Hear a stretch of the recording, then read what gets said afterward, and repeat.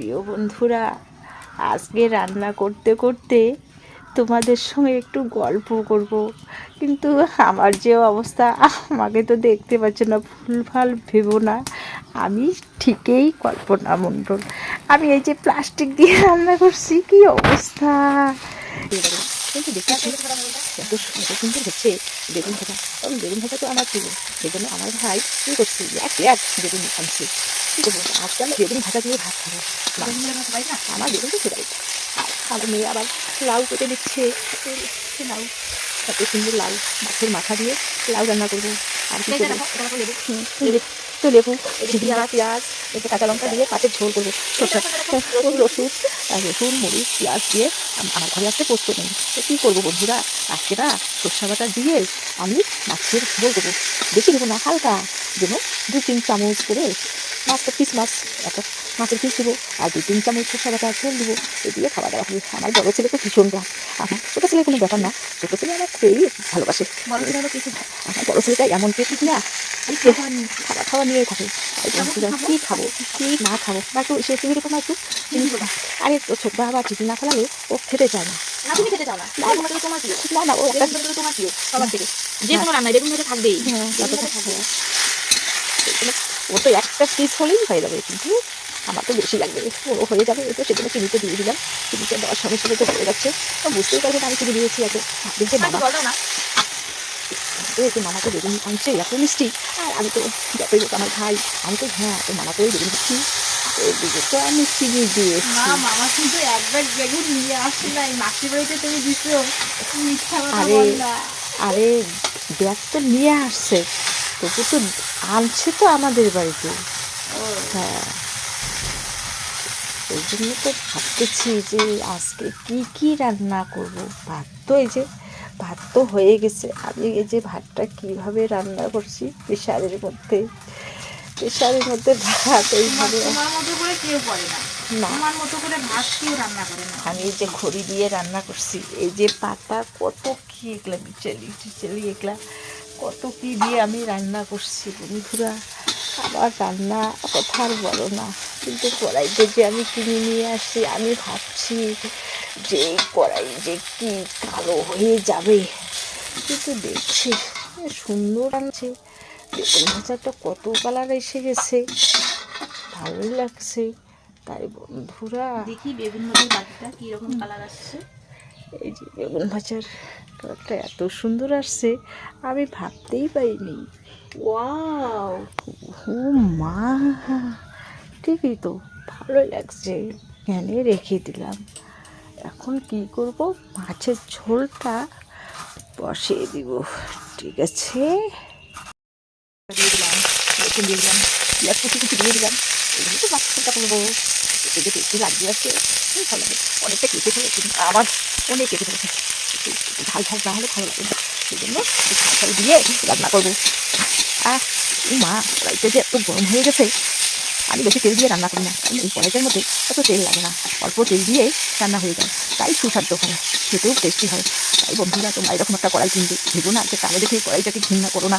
এই কড়াইতে আমার ছেলে এসে দেখে গেলো যে মা তুমি এরকম একটা কালো কড়াই এনেছো। বলতে হ্যাঁ বাবা, আমি কালো কড়াই এনেছি, তোমার তোমার আমি আমি যে রান্না করবো কালো হয় না, পরিষ্কার হয় না, খালি দেখবে আর খাবে, হাত চেটে চেটে খাবে। তাই আমার ছেলে রেখে গেল। এখন আমি এই যে মাছের ঝোলটা বুঝতেছি, এই যে সরষা বাটা নিয়েছি, একটু লাল লাল খুব ভাজা, পেঁয়াজ মরিচ কুচি কুচি করে কেটে নিয়েছি, তো লাল লাল একটু হবে। হ্যাঁ, আমি পেঁয়াজ মধ্যে এই সরষা বাটাটা দিয়ে দিব, তারপর একটু জলটা গরম হবে, তারপর আমি কী করবো, মাছের চাকাটা দিয়ে দিব। ভালো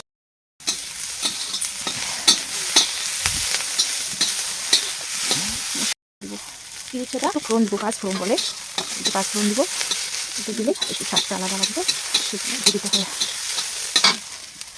এটা এই যে সরষা বাটা খুলতে দিয়ে দিলাম, এটা হয়ে যাবে। নিচেরটা দিব না, কারণ নিচেরটা একদম কালো, একটু দিব না। তারপর কালার আসার জন্য একটু যে সানরাইজ হলুদ দিব, এই যে হলুদের দিতে, আর একটু জল দিতে হবে, খুবই সিদ্ধ হবে না, ঠান্ডা জলে দিতে হবে। একটু হলুদ দিয়ে দিলাম, কালারটা আসবে, কালারটা না আসলে তো ভালো লাগবে না। কালারটা যখন যেটা একটু চাল হবে, সুন্দর হবে কালারটা। বন্ধুরা, আমাদের এই যে ভাঙ্গা ঘর, এটাই আমার লক্ষ্মীর ঘর। এখানে অনেক কিছু রান্না করি।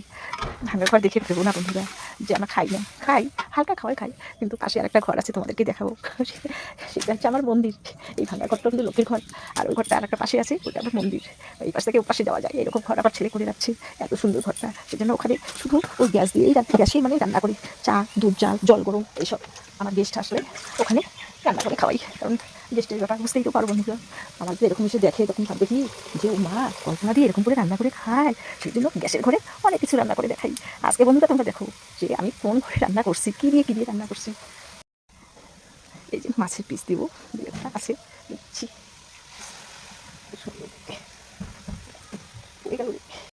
মাছের মাথাটা ওই লাইন মধ্যে দেবো, লাভন্ত করবো। এই মাছের থাকলে রেখে দিলাম, লাভ তো কেটে নিয়েছি। আজকে খাওয়াটা সেই জমি হবে, আমাকে সেই আনন্দ লাগতেছে, মনে হয় যে খাইনি।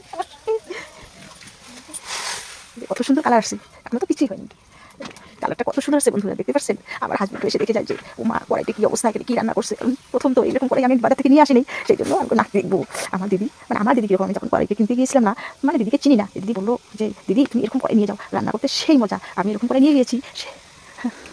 আর জানো তো মানে আমি তো একটু ভগবানকে বিশ্বাস করি, সেই জন্য কালো কড়াই এনেছি। কালো মানে জগতের আলো, তোমরা তো জানোই সবাই, সেই জন্য কালো কড়াই এনেছি। কালো কড়াইয়ের মধ্যে যে এরকম রান্না হয় আমি কোনোদিনও করিনি বন্ধুরা। তোমরা ওটা কিনে নিও এরকম কড়াই, কারণ এরকম কড়াইয়ের মধ্যে তেল একদম কম লাগে। দেখতে পাচ্ছ না, আমার তো দোকান আছে, দোকানে তেল থাকলে হবে, আমি তো তেল আনি না, কারণ তেল খেলে তো অনেক কিছু প্রবলেম হয়ে যায়, শরীরের প্রবলেম হয়। মাছ কি তেল ছাড়া রান্না করো? না, তেল ছাড়া রান্না করি না, তেল দিয়ে রান্না করি, কিন্তু অল্প তেলে রান্না সুস্বাদু হয়। কড়াইটাও যেরকম বড়, খুন্তিটাও সেরকম। হ্যাঁ, খুন্তিটা তো রাসমেলা থেকে এনেছি। আমার বড় ছেলে আরেকটা যে এত বড় কড়াই খুন্তি এনেছে, এত বড় খুন্তি এনেছে, ওটা তো ব্যবহার করি নেই, ওটা ব্যবহার করবো ভাদ্র মাসে, কারণ ভাদ্র মাসে পূর্ণিমা তিথিতে।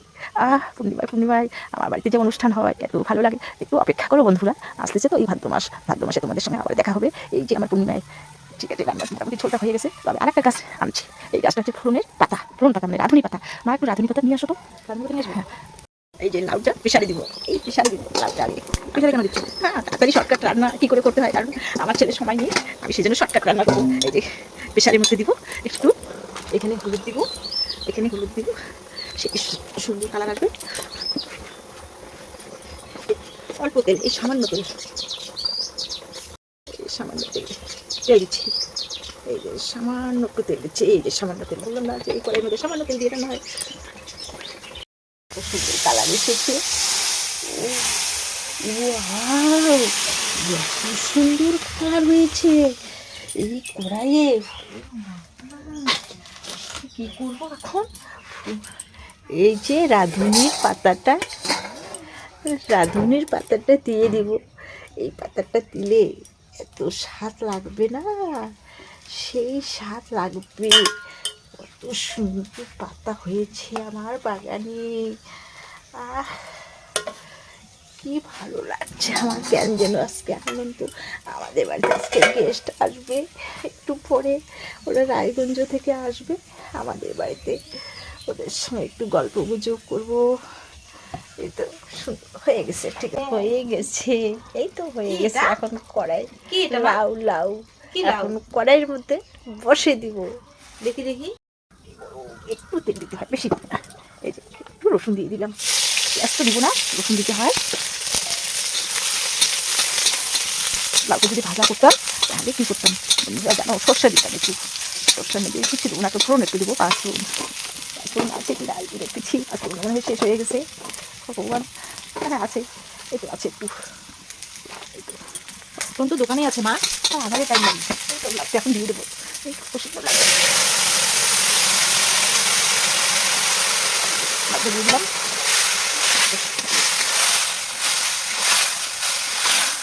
এইভাবে একটু পাঁচের মাথা দিয়ে দেবো, এই লাউর জলটা শুকিয়ে যাবে, লাগবে। আচ্ছা, তাহলে তোমরা রান্না করবো বন্ধুরা শর্টকাট, কারণ আমার কাছে সময় নেই তো, গেস্ট আসবে সেই রায়গঞ্জ থেকে, আমার ভাগনা বউ আসবে, তখন আমি তোমাদের সঙ্গে কথা বলতে পারবো কি না পারবো। তাহলে সে রান্না করতে করতে তোমাদের সঙ্গে একটু মজিয়ে গল্প করলাম, জমিয়ে, সেই ভালো লাগতেছে। আজকে অনেকদিন পর, মানে নদীর এরকম করে গল্প করতে সুযোগই পাইনি, তবে না আজকে ভাবতেছি একটু গল্প করবো, সেই জন্য গল্প করতেছি। রান্না হয়ে গেল, রান্না প্রায় মোটামুটি কমপ্লিটের মধ্যে, ছেলেকে খেতে দিয়েছি। তবে মাছের মাথাগুলো দিব এখন, মাছের মাথাটা কোথায়, একটু মাছের মাথা দিব, একটু হলুদ লাগবে, কারণ কালারটা একটু আসবে, আর একটু আসবে, একটু জিরার গুঁড়া দিব, বেশি কিছু দিই না। বললাম না আমি বেশি মশলা পছন্দই করি না, অল্প মশলাতেই আমার হয়ে যায়, খাওয়াই না, আমার পছন্দ হয় না বেশি মশলা খাওয়া। একটু সামান্য একটু দিলেই যথেষ্ট, বেশি লাগে না।